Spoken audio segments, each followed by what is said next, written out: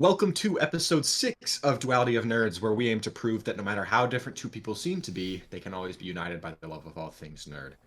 I'm Brady, he's Micah, better known as Ball. Knowledge. So today we have three segments. The main segment, or segment one, we're going to review the X-Men 97 season 2 first three episodes, the pilot episodes. We'll rank them and then we'll talk about them a little bit. And then for segment 2, we're going to rank our top 5 MCU shows, which should be fun. And then segment 3, bringing back the fan favorite, Bitter Legit. We'll each be doing Yes, sir. three, and then we'll just follow with our usual closing. It'll be a bit of a shorter episode today, I imagine, but we've got tons of stuff coming out with the villains tier lists that are, we're on episode, at the time of this coming out, we'll be on episode 4 or 5 at this point, so... Make sure you're keeping up to date on those. Obviously, everything on all the socials, Instagram, TikTok, is all coming out. So, shorter episode here, but lots of content coming out all over the place elsewhere. But yeah, segment 1 is our X-Men 97 pilot review. So, we're just going to be reviewing the first 3 episodes. Episode 4 is out. Episode 5 is coming out in 1 or 2 days. So, we will not be reviewing episodes 4 or 5. We have not seen them at this point. We've only seen the pilot episodes, and we're just going to be reviewing the pilot. We're not going to give an out of 10 score because we're going to save that for our full X-Men 97 Season 2 review after the season has completed. But I want to start with the hype, because obviously X-Men 97 was received extremely well by the public. Yep. And it is one of the favorites for Marvel Animations, Marvel Studios in general. Yeah. How do you think X-Men 97 Season 2, 3 episodes in, is holding up to X-Men 97 Season 1? Do you think it's on par, a little worse, a little better, maybe? I think it's starting stronger. I don't think season 1 started as strongly. It ended really strong, and I mean, it ended up being a phenomenal season. But I do think season 2 has been starting off a lot more strongly. I would actually agree.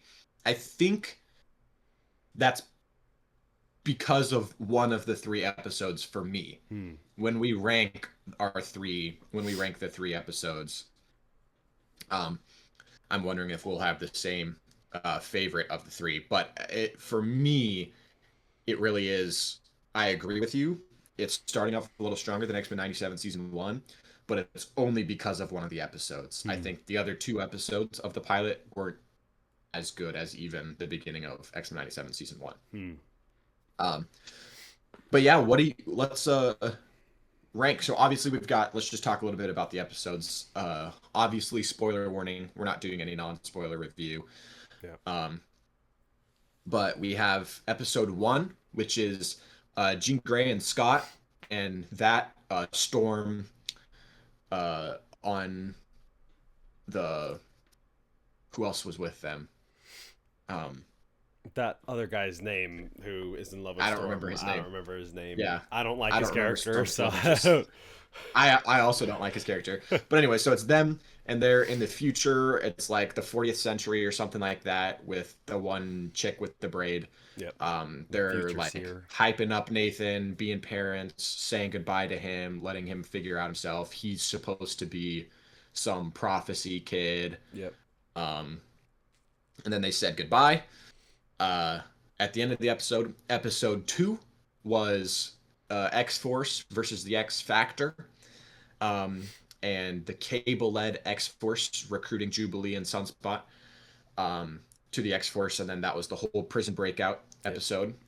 And then episode 3 was the apocalypse in ancient Egypt. Yep. So we're kind of all over the place. We haven't had one story within the first 3 episodes. We can kind of expect that, given X-Men 97 Season 1. Yeah. I was expecting something like that. Yeah. So I wasn't necessarily let down in that. So now that we know kind of what episodes we're talking about, give me your rank the episodes in order from 3 to 1. Yeah, my ranking's actually pretty simple. I give it a 3-2-1. I think they have gotten better as they've gone on. Okay, I definitely thoroughly agree with you that 3 was the best episode. Yeah. 3 is very obviously like you could have taken out episode 1 and 2 and made 3 the pilot because it's just clear looking at the 3 episodes that 3 is the pilot for the rest of the season. Right. And episode 1 and 2 are just kind of setting up what's happening in the 90s and then how did Jean Grey and Apocalypse get back to, or Cyclops get back to the 90s. Yeah. So like what really matters clearly is the ancient Egypt lore with Magneto and Professor X and the original Apocalypse. Yeah. So, yeah, so that's clearly the most important of the 3 episodes. I agree. I think that was the best episode.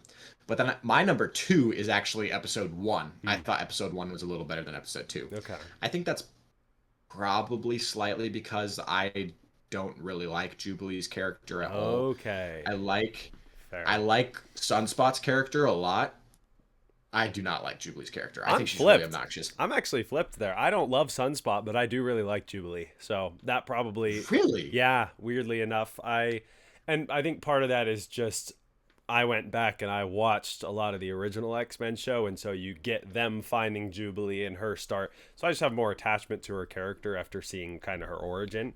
So that definitely has helped a lot. But I can definitely if you don't love Jubilee, that would definitely flip the episodes. For me, I just didn't feel as attached to the relationship between Jean, Scott, and Nathan. So the first episode, like I don't know. I feel like there hasn't been enough to make me care too much in this season. Obviously, if I had rewatched last season right before watching this, I might feel a little bit differently, but I genuinely think the difference is our character attachments because I rewatched, or I actually watched for the first time X-Men 97 season 1 just a month ago. okay. So all of the relationship between Jean Grey, Scott, and Cable Fresh or in your Nathan mind.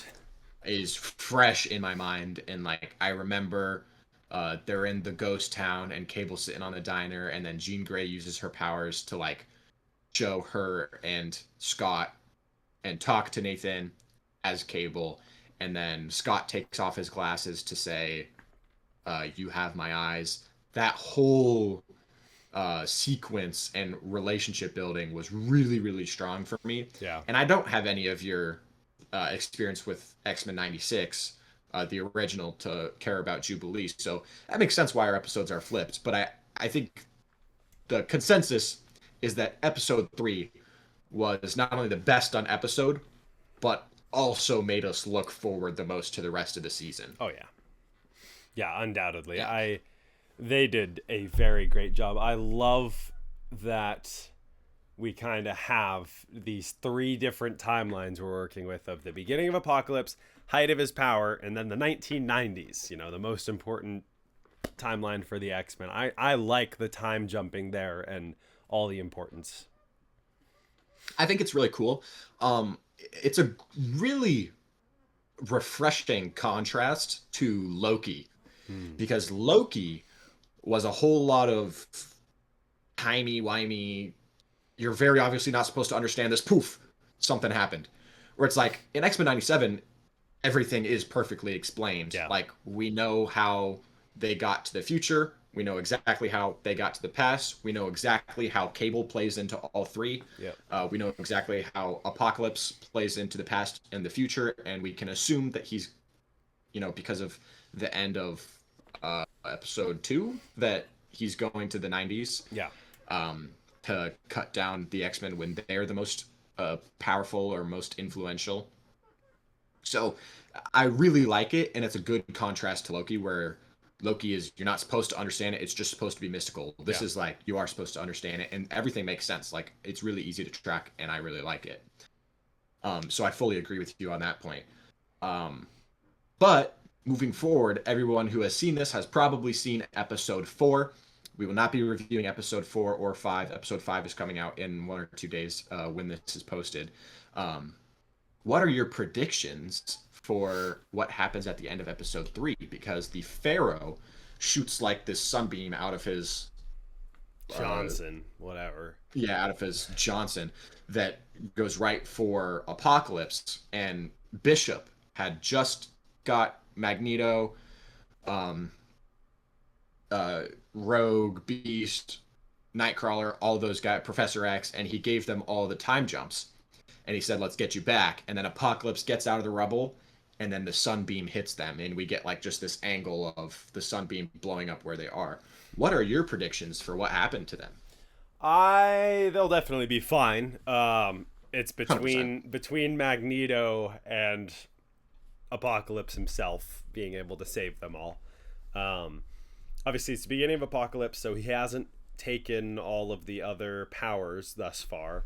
So I guess he's probably more limited in what he can do. But I feel like Magneto's still powerful enough to be able to do something to protect everyone. Or they got their time jumps off in time or something. It's just the split second that we see or whatever. I That's my prediction. My prediction is they did get their time jumps off in time, but I think Apocalypse was running after them and he like held on to one of them Mm, and jumped with them. that's a So good that's one. how both the future Apocalypse and the past Apocalypse are going to end up in the 90s. That's my prediction. I like that. All the viewers are probably laughing in their rocking chairs right now because they've already seen episode 4, so they know what happens. Yeah. But this is just our review for the pilot episodes, and then we'll review the whole season when it's done. Yeah.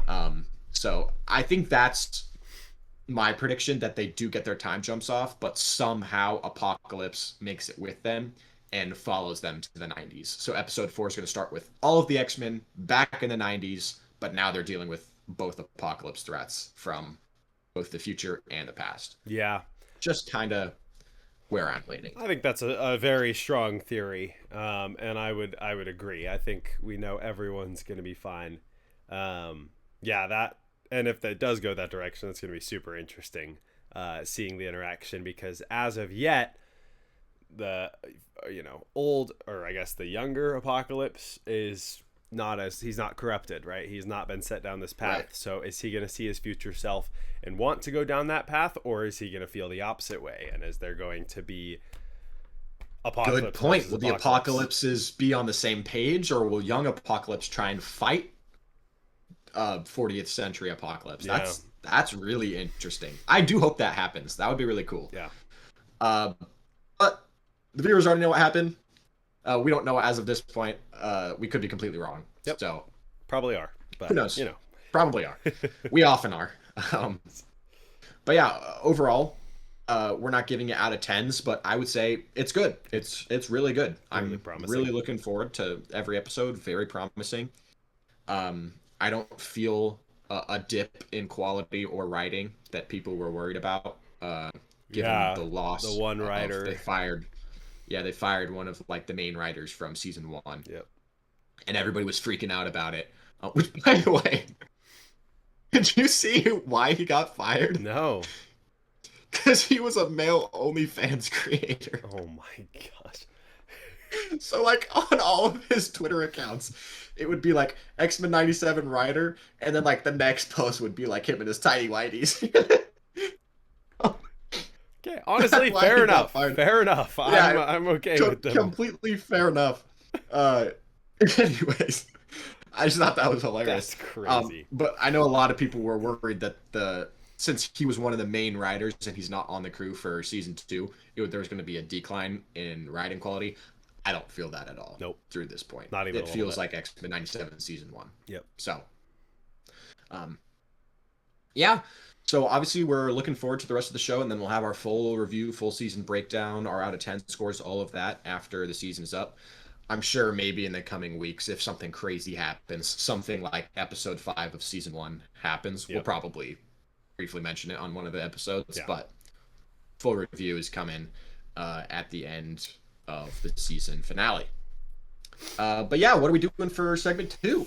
We are ranking our top 5 MCU shows. I think this will be a lot of fun. We haven't done this yet. We've done it with Star Wars, but we have yet to do it with MCU. So, It's a bit of a similar story that both for Star Wars and Marvel, there's really not that much. yeah. So like our number 5 could be like pretty low on the enjoyment rating, but just given the lack of quality, it will fall into our top five. So I'm interested. I know for a fact our lists are going to be really different. Really? We had a Well, okay. yes, yes, yes, Ordering, yes. yes. I think we're gonna have at least 4 of the same shows, if not all 5 will be the same. I'm positive we'll have four of the same. Yep. I don't know if there will be a single show that we have in the same spot. Yeah, there might only be one. We'll see. We'll see. We'll see.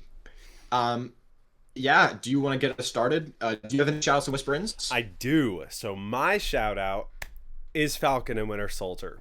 Overhated show. Overhated show. Yikes! Doesn't make I my top wholeheartedly 5, disagree. but it's I like Bucky's character. I liked when Sam was the Falcon. I thought it wasn't too bad of a show. But my whispering is Secret Invasion. I think I watched 2 episodes and that was that, man. I couldn't even finish the show. Be glad you didn't watch the rest of it. Yeah. Yeah. But we'll get into my top 5. We'll start with my number 5, which is Hawkeye. Hawkeye does make my top 5. It's a fun show. I remember, it came out around Christmas time, watching it leading up to Christmas. That was great. Still something we do. I mean, just this last winter before Christmas, we watched the whole show as a family again. So it's kind of fun. My number 4, not yet MCU, could be MCU, but I'm putting X-Men 97 in here. Okay. Feels crazy that it's at number 4, but I do think there are still some very good shows. My number 3 is Loki. Loki, Okay. obviously a pretty phenomenal show. Feel like I know where we're going with this. Yeah. Not much explaining needed for Loki. Maybe just explaining. Well, for a the lot other of two people above it. hate on season 2 and say it's significantly worse than season 1. Do you fall into that crowd? It's super different. Maybe overall, I think season 2 is worse, but the ending of season 2 is better than the entirety of season 1. But I think Wow. I think the whole season 1 is a little bit stronger episode by episode. Okay, I think that's a good take. Yeah. My number 1 and 2 are kind of. I went back and This is forth. so atrocious. I know this is such. I went back and forth. But my number 2 is Moon Knight. Okay. My number This is 2 Moon atrocious. Knight. Thank goodness it didn't take down your number 1. It This was is atrocious. close. The only reason it didn't is Moon Knight's 6 episodes, so it's hard for it to. But it is a very strong show. I know a lot of people agree with me, and not a lot of people would put it over Loki, so that's definitely my hot take. But my number 1, of course, Daredevil Born Again. Kind of a flawless show, at least as far as season 2 goes. It's just so well done. Yeah. No explaining needed. No explaining needed. It's peak. Yeah, so I was correct. We do not have a single position in common on our entire top 5. So we obviously have very different lists. Let's start off with my shout-outs and whisper in. My shout-out is your number 2, Moon Knight. Does not deserve a position in my top 5. It's close. It's close with my number 5.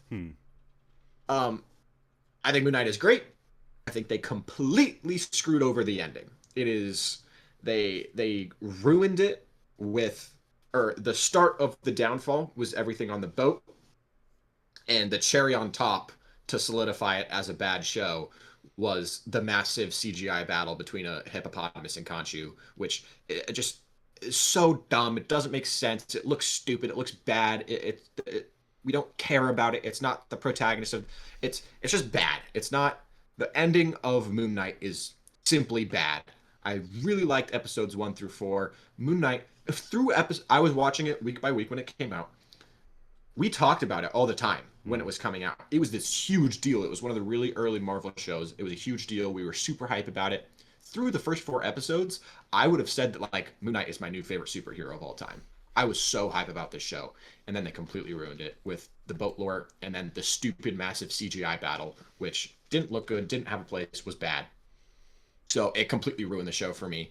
Um, I would still rather enjoy, or I would rather watch Moon Knight than a bunch of the other Marvel shows because I do like the Moon Knight character and I think Oscar Isaac is phenomenal. But yeah, they completely ruined that show. Still good. I still enjoy it. It's my shout out. My Whisperin, I also have Secret Invasion. Yeah. in in contrast to you, I watched the entire show, and I wish I could bleach every single crevice of my brain after watching this show because you know that like spoiler alert for Secret Invasion if you haven't seen it, but like it's revealed that Nick Fury is a Skrull. Or Rhodey. Right. Yeah, Rhodey. My bad. War It's revealed Machine. that Rhodey is a Skrull. That's right. We had talked about that. Which, And why? he had been a Skrull. It was revealed like he had been a Skrull since before Age of Ultron and before what like he had been a Skrull for pretty much the entire MCU. None of his like when he broke his legs, he was a Skrull. Yeah, I mean, maybe that was their way of trying to explain why he changed actors between Iron Man 1 and Iron Man 2. I don't know. I think it's a horrible decision, though. I'm pretty sure they lined up the timeline like that's about when he became a Skrull or was a Skrull, but it's just so dumb. It Yeah. Secret Invasion was an awful show. I won't waste any more breath on it. Getting into my top five, my number five, I have WandaVision. WandaVision was one of my least favorite TV shows I had ever watched through the first three episodes. And then I finished the season and I was like, oh, that was pretty cool. And then as it's been sitting with me, it's been out for years now. That was like a 2020 show. Yeah. It's been out for years now. As it's been sitting with me, every time I think about WandaVision, I just like it more. I really, really love the concept. I love Wanda's character. I think that WandaVision, other than parts of the ending and parts of the story outside of the Hex, I didn't like how they revealed the Hex in episode 3 or 4. So there was some stuff with drama outside of the Hex that I didn't like how it was handled within the show. Yeah. But other than that, I think they handled that show about as well as you could have. Like I love the Moon Knight character way more than I love the Moon Knight or the Wanda character. But I just think the level of execution, like the WandaVision show, was executed at an 8 out of 10 level, like 80% capacity, and Moon Knight was executed at like 20% capacity. Which, by the way, another reason I think the Moon Knight glaze is stupid is someone commented on one of our videos because my hate on Moon Knight has been getting attention on social media. Someone commented on one of our videos how it did incredible things for setting up the character of Moon Knight and his abilities. What abilities does Moon Knight have, according to the show? Well, when he's the Avatar, he has healing. He can survive anything, so it's similar to like Wolverine level healing. Wolverine, Deadpool, regeneration. Okay. Yep, regeneration. I mean, just his shuriken, his moon crescent things that can. Don't say looking cool throwing stuff because that's not a super. He can pull those back to himself. He doesn't have to go pick them up. He can pull them back with what's essentially the Force. And then also he has like enhanced agility, so he can jump and climb super fast. And then his cape allows him to at least glide, which is not a normal thing. It's just like you're describing Batman. Plus, and that's Deadpool. not the character of Moon Knight. Yeah, you're describing Batman with healing, and that's just not the character of Moon Knight. I think it kind of is, actually. Actually, saying that out loud, that's exactly what the character is. Exactly what it is. As soon as I said that out loud, I was like, wait, that's a bar. That's exactly what he is. All right, I'm putting Moon Knight at my number one. Yeah, exactly. Okay. So we're going WandaVision at 5. My number 4, I have Loki. I really like Loki. I almost like Loki season 2 better than I do season 1. Yeah. I think the argument can be made that the entirety of season 1 is definitely stronger than the entirety of season 2. Yeah.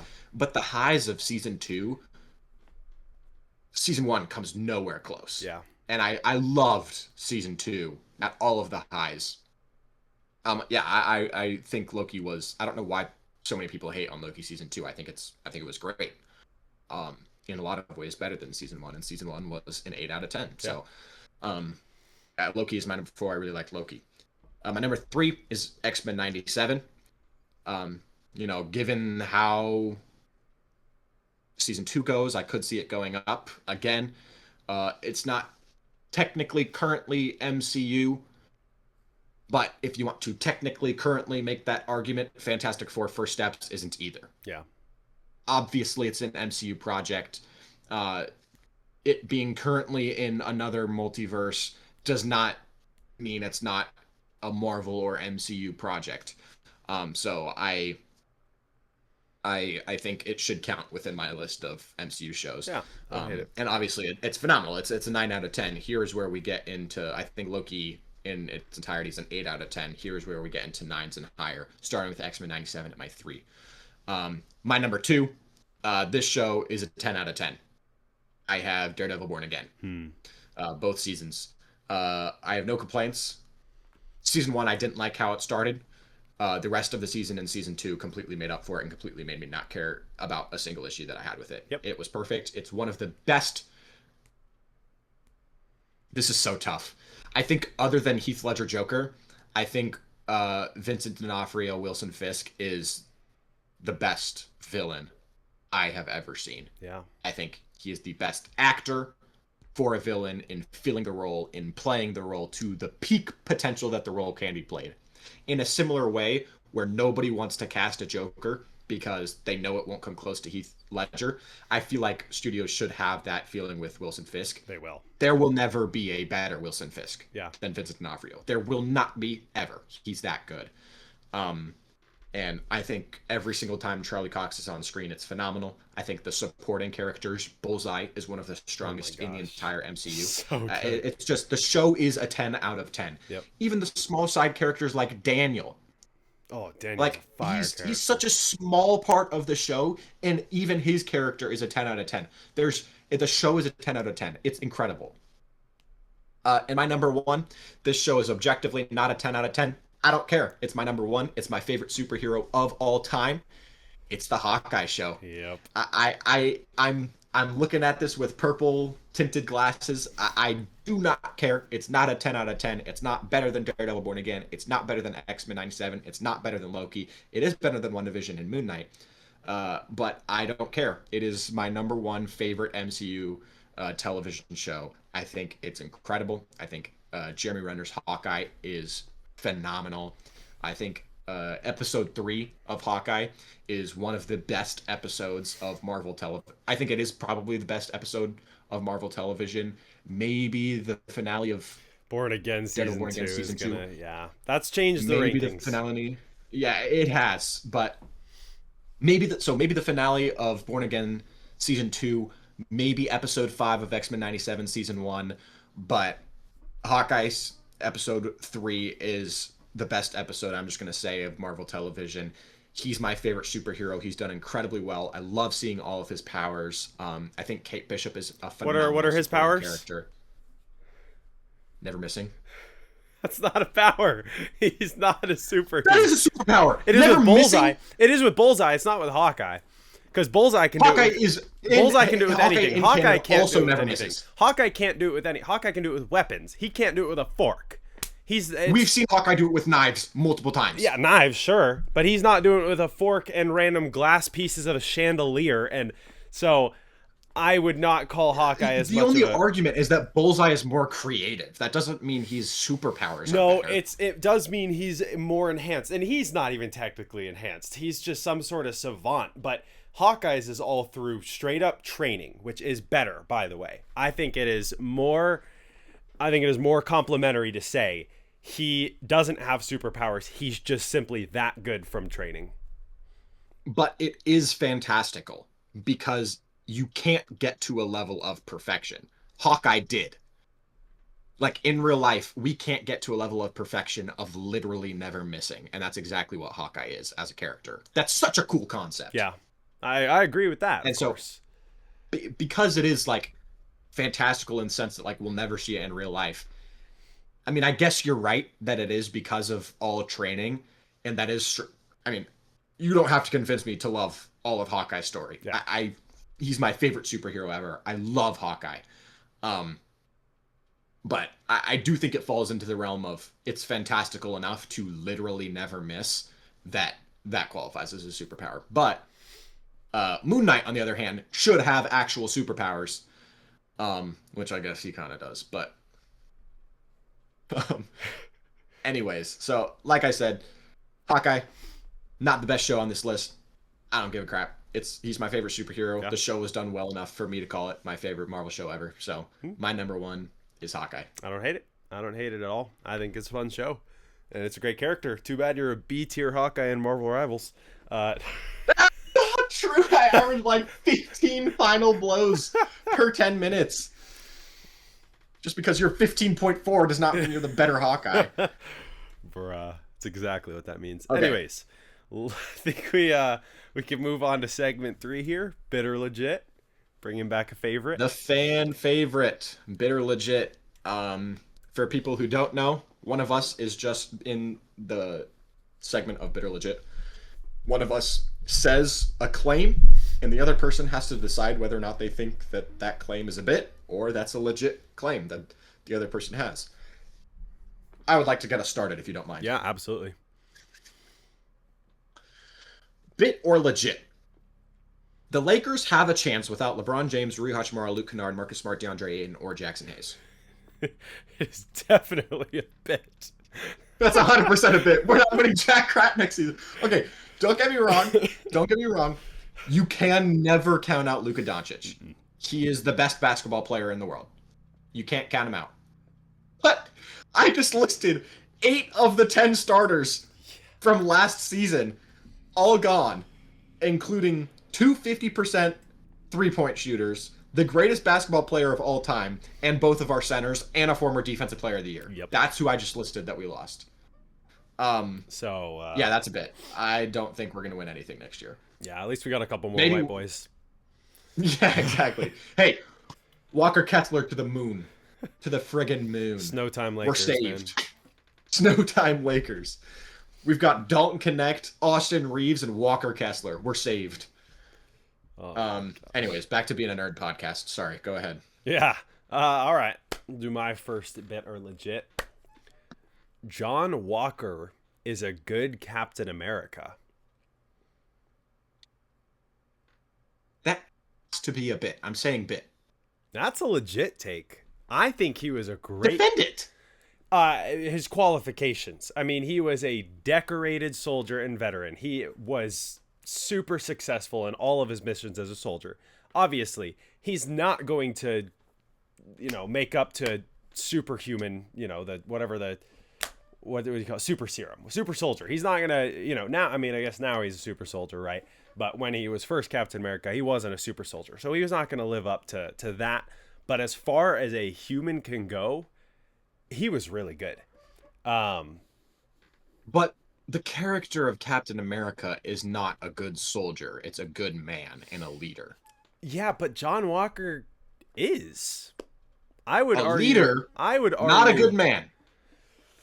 Probably You're not. not a good man for chopping someone's head off because he killed your buddy in the field of combat. You lose soldiers. I'm sorry. It stinks. Yes, you don't chop people's heads off or hack people's heads off because of that. Right. That was his big slip up, and it's hard to discount that for sure. But Really hard. I don't know. I do think if he didn't do something like that, I think he would have made a really good Captain America. But yeah, I guess he's got temper issues. Yeah, that I think I elevate Captain America's heart and leadership above his military excellence. Yeah. But he does have the military excellence. He was a pretty good leader at the time. But that heart, you just see some ugly stuff. It's true. I don't know. It's true. I think he Crazy that would have you made a good Captain America. yeah. Yeah. That's a better way to phrase it. Fair. In another world. He definitely has a sad story. He has a compelling story. Yeah. Okay.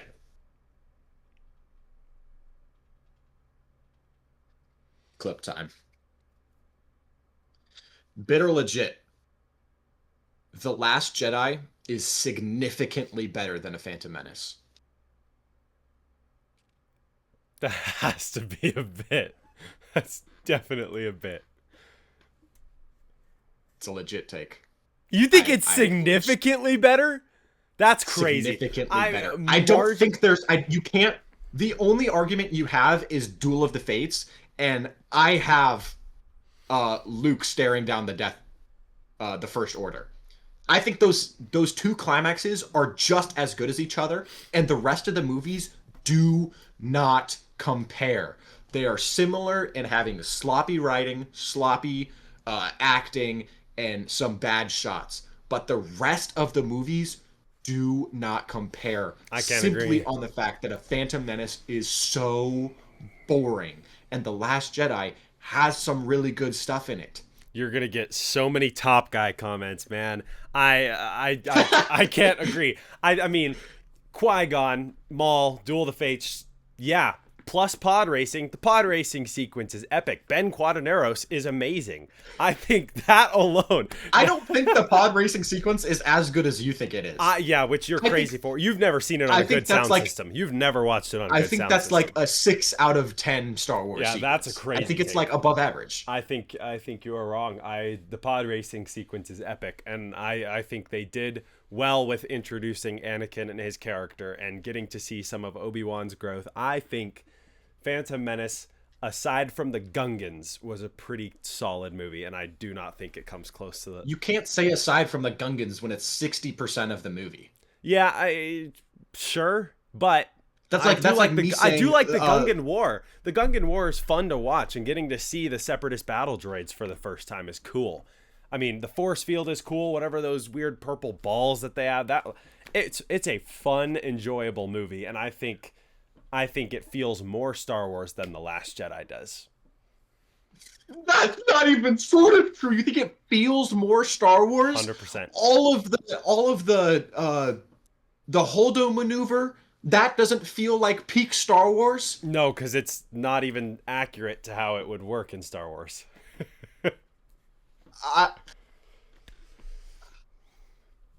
Yeah, and Qui-Gon would have just got stabbed in the chest without a fight, and that's how it by the first Sith Lord seen in over 1,000 years. It's quite possible. Which, according to the Acolyte, is not even sort of the truth. Yeah, I mean, it is Acolyte.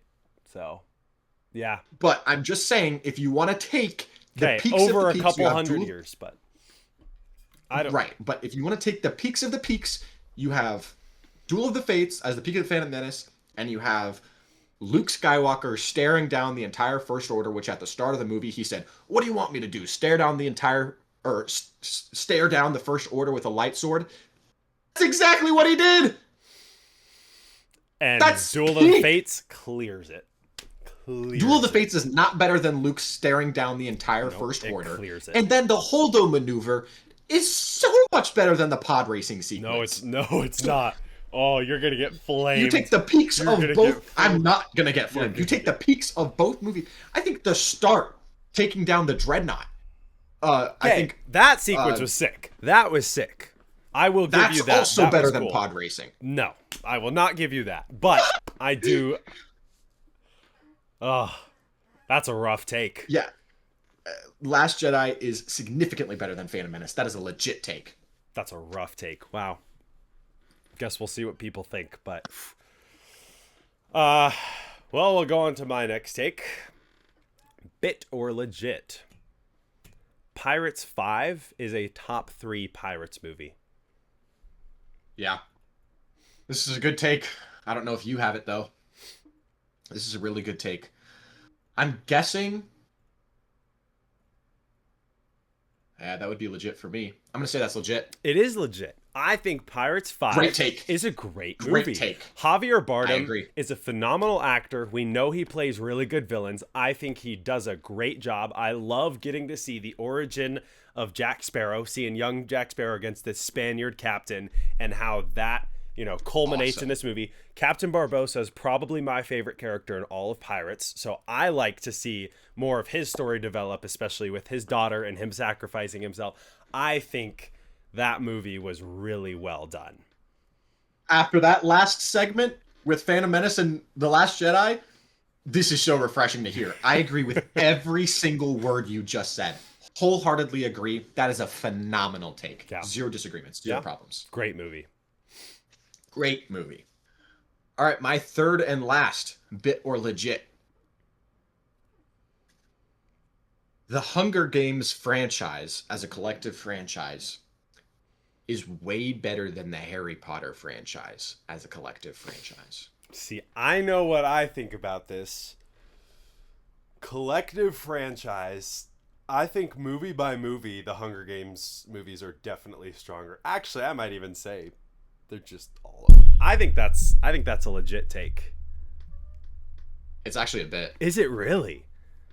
It's a bit. I don't think I don't like all of the new stuff that the Hunger Games is doing. That I can agree with. But I also don't like all of the new stuff that the Harry Potter franchise is doing with like Fantastic Beasts. All of that stuff. True.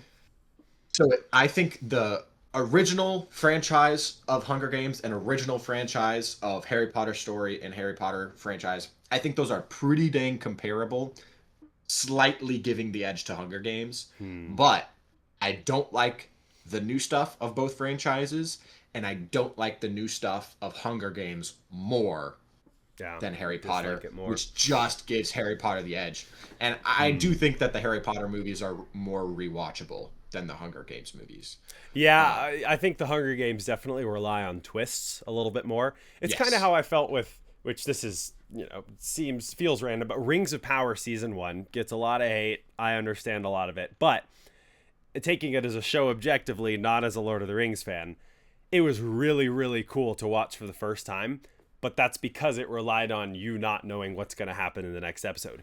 Rewatching season 1 doesn't really work because once you know what's going to happen, it's kind of boring. And I think Hunger Games feels very similar to that. Hunger Games definitely feels very similar. It feels like it's really tough to rewatch. Harry Potter, you could rewatch every single winter and for the rest of your life, and it will feel awesome every single time. I'm not a huge Harry Potter guy, but I would say I only really like the last 3 movies of Harry Potter. The other ones to me are kind of mid. Wow, I'm the complete total opposite. I only like the first 3. That's funny. That's hilarious. I mean, I didn't grow up watching them. Well, first 4. I like the first 4. Okay, yeah. I didn't grow up watching them, and so when I first watched them about a year ago, I mean, the first ones all just feel like kid movies.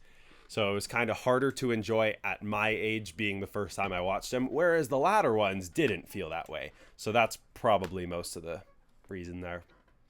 I can see that and understand that. And I read the books for the first time when I was like, I was either 13 or 14. So like that idea of this middle school aged kid going to this fantastical place, man, it was enthralling. I bet. I loved it. That's how I felt with Percy Jackson. The Percy Jackson books had the same effect on me. And I read the first 2 movies. I was like 10 or 11 though. I liked the movies. I agree. I think the first 2 movies are phenomenal. I think they're very entertaining. Yeah. But, dude, not even a part of the segment, but yeah, that's another legit. There you go. All right, well, we'll move on to my final and the final bit or legit. Jar Jar Binks is not as bad as people make him out to be. This is so subjective. Is he as bad as people make him out to be? Probably not. Is he really bad? Yes. So I'm going to say that's a bit. It is a bit. I think he is kind of as bad. I mean, especially when you get to Clone Wars. Malachi, I was watching it with my brother Malachi, and we just end up skipping every Jar Jar episode because I watched like 2 of them with him, and he hated them. And he's like, let's just skip every Jar Jar episode. Unwatchable in the Clone Wars. It's oh really my bad. goodness. Filler. Yeah, Straight in terms filler. of like the Jar Jar character should have never existed. He makes Star Wars so much worse. All right, Eh, let's that's excessive. let's relax. Yeah, That's excessive. He doesn't make the Star Wars franchise any worse than it could be. but he doesn't make it Um, better. but he doesn't even come close to making it better, and he is obnoxious every time he's on screen. So, yeah, I think that's a fair take Yeah. to say. All right, well that wraps up our fan favorite segment, bit or legit. To close us off, we usually do some shout outs. I'll give some not a nerd shout outs. Shout out Luka Doncic. I know what I said earlier, but I believe in you, buddy. Take us to the promised land. Shout out Asante Samuel Jr. At my first ever Chargers game that I went to, he had an interception, and then he came over to the sideline, and I did a seatbelt celebration, and he pointed at me and did it with me. That's awesome. So that day, I bought his jersey, and he's one of my favorite players of all time because he like interacted with me while I was in the stands. That is cool. I love Asante Samuel Jr. Shout out Asante Samuel Jr. And then shout out Justin Herbert, the greatest quarterback of all time. Love you, buddy. Take us to a Super Bowl next season. Yeah, you got any shout outs? Yeah, I've got a shout out for Izzy, my absolute goat. She's just been watching all our trivias, commenting. I mean, I think she said on the most recent one that like these videos give her life or whatever, but she just is enjoying giving a lot of support, and it's great to see that. Yeah, it's great to see that from all of you guys that support us. I'll clip this and upload it, and I I will just never get sick of calling y'all out by name. We want to build a community, and I don't want to ever feel like we're just an influencer on the other side of the screen. Yep. I want to feel like we're talking to you guys, and we have relationships with you guys, and we're cool with you guys. And you guys can like reach out to us and we'll talk to you. And it's like Yeah. that is really what I love and would love to build with our community. And so I love shouting you guys out by name. So yeah, shout out Izzy. Shout out all of you guys for all the support. We've been doing this for less than a month. We've been doing this consistently for 16 days now. Yep. And we're up over 750 followers within that time. It's Crazy. just it's just unbelievable to see. So it's overwhelming, the support we've been getting, and we just couldn't be more grateful. So that's a great shout out. I'll always love shouting out you guys by names, and so it feels personal. Like we're not just some influencers on the other side of the screen. Like Just thanks we're for literally watching. just like you guys.